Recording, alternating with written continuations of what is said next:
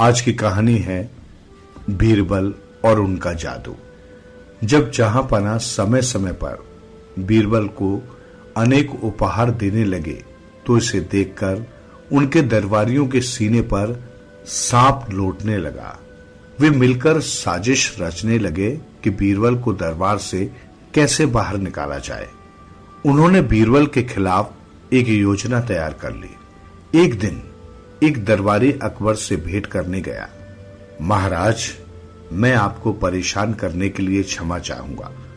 हो सकता है कि आपको सुनने में अच्छा न लगे, पर मेरे पास आपको इस बात को बताने के सिवा कोई दूसरा उपाय नहीं है, उसने कहा। दरबारी ने आगे कहा, जहांपना, मुझे नहीं पता कि आपने इस बात पर गौर किया है या नहीं, परंतु बीरबल इन दिनों दरबार में नियमित रूप से नहीं आ रहे हैं। अकबर को यह देखकर बहुत बुरा लगा कि दरबारी उनके प्रिय बीरबल के बारे में उन्हें भड़काने की कोशिश कर रहा था, परंतु वे चुप रहे क्योंकि वे पहले दरबारी की सारी बात सुनना चाहते थे।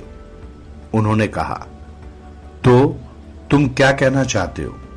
दरबारी ने कहा, जहांपना, मैंने सुना है कि बीरबल इन दिनों जादू करना सीख रहे हैं और उन्हें आने वाले समय के लिए भविष्यवाणी करना भी आ गया है। जो ही दरबारी ने अपनी बात समाप्त की तो अकबर ने उसे वापस भेज दिया और अगले दिन का इंतजार करने लगे। अगले दिन जब दरबार में सभी अपने अपने स्थान पर आकर बैठ गए तो अकबर ने बीरबल को अपने सामने बुलवाया और बोले, मैंने सुना है कि तुम जादू करना सीख रहे हो। यही वजह है कि तुम आजकल दरबार में सही समय पर नहीं आ रहे हो और अवकाश भी लेने लगे हो। तुम्हें दरबार में जादू का एक करतब दिखाना होगा। देखें तो कि तुमने अब तक क्या सीखा है। अकबर के सुर में थोड़ी सी नाराजगी थी जो बीरबल से छिपी नहीं रही। अकबर आगे बोले, तुम्हें अपने जादू से मेरी खोई हुई अंगूठी का पता लगाना होगा। बादशाह पहले से ही अपनी अंगूठी एक दरबारी के हाथों में सौंप चुके थे। अब बीरबल को समझ में आ गया कि हो न हो ये दरबारियों की साजिश है। उन्होंने ही मेरे बारे में महाराज के कान भरे हैं। उन्होंने नौकर से कहा कि वो एक कटोरे में चावल लेकर आए। फिर उन्होंने कुछ अजीब से मंत्र पढ़े और मुट्ठी भर चावल दरबार में बिखेर दिए। बीरबल ने दिखावा किया कि वे कोई जादू कर रहे हैं।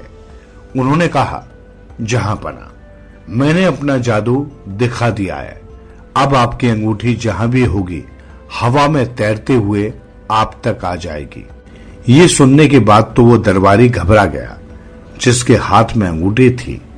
उसे लगा कि बीरबल सच कह रहे हैं। उसने अपनी मुट्ठी कसकर बंद कर ली ताकि अंगूठी उड़ न जाए। उसके चेहरे से घबराहट साफ झलक रही थी जिसे बीरबल ने आसानी से पकड़ लिया। अब वे जानते थे कि अंगूठी किसके पास थी। बीरबल ने दरबारी से आकर कहा कि अंगूठी उसके पास है। सभी जलनखोर दरबारी अपना समूह लेकर रह गए और अकबर एक बार फिर अपने प्रिय मंत्री से प्रभावित हो गए।